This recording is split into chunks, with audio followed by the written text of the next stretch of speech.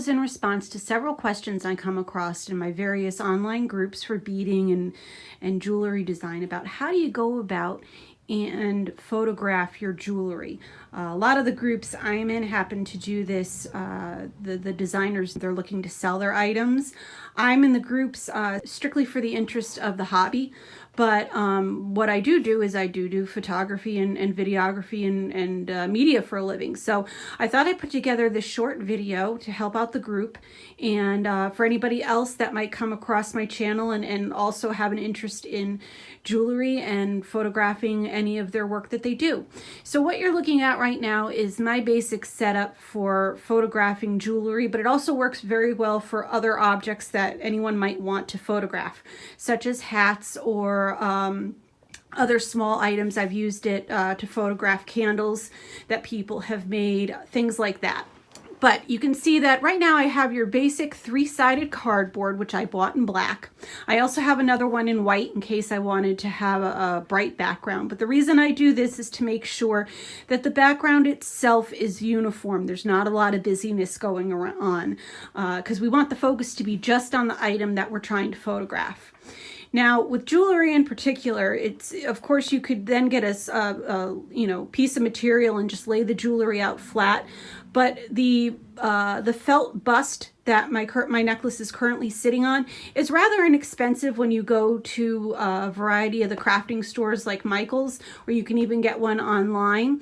And what it does is it really allows you to lay out the necklace so people can get a feel for its drape. If it were to be worn. And right next to it is an earring stand that I bought, again, to get the feel for the drape of a pair of earrings rather than just laying them out flat. It also allows you to take a photograph of the items from a standing position, almost as if you were looking at it upright, looking at it eye level, as opposed to having to place the camera directly over it if they were laying down flat.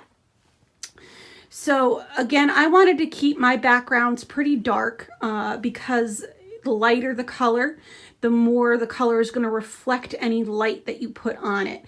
So I wanted my backgrounds to absorb the light instead of reflecting any more onto the jewelry. So I kept them very dark. The table actually is a black-brown finish, so I didn't need to put anything underneath. But on the occasion that I do things with white background, I have the three-sided white foam board that I put behind. And then I also have a flat one that I put underneath, so that way there's four sides of the same color, and then I just shoot into it. Now, I've got some lighting on, and my lighting is some of the more professional lighting that you can come across buying online, and I upgraded after a number of years. These are two 500-watt lights.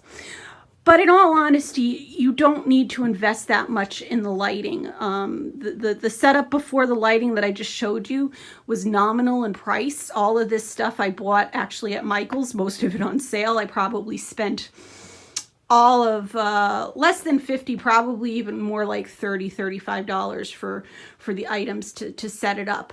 And so the lighting here in this scenario is the most expensive thing I'm using, and I'm right now actually filming this video off my iPhone. But if you're not looking to invest in this much lighting, that's perfectly fine because you do not need it.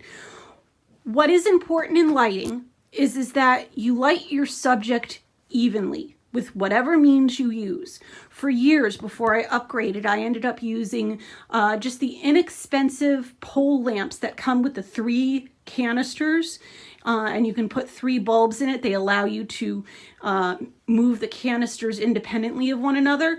I got two of those units, so that way I had 6 lights in all.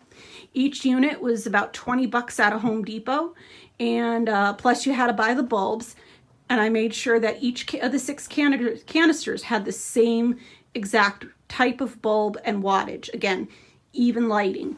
But what it let me do was to point a canister on each side up towards the ceiling, another one down lower, and then the middle one directly on the unit that I was trying to photograph or film. For the purposes of sharing things online and you know, whether it be an Etsy shop or Facebook or anything like that, so long as your item is evenly lit, That's important. And then it's always better to go with a background that will pretty much do just that, fade into the background. I've seen a lot of photos out there that, as creative as they are in staging, they're put, the necklace or the jewelry is put over other objects like afghans or shells or, you know, things like that that actually kind of can take away from being able to really appreciate the object for what it is. Again, right now I'm filming this with an iPhone and the photos come out wonderfully, but you can also take these pictures with a small point and shoot. I've taken such photos on a small Sony, and I've also taken stills with a Nikon. So your camera equipment can also range for what you have on hand or just something a little more dedicated for photography. It really all depends on what you're looking to do. I hope you've enjoyed this. Please, if you have questions, comment, and I will try to respond in writing. And happy beading.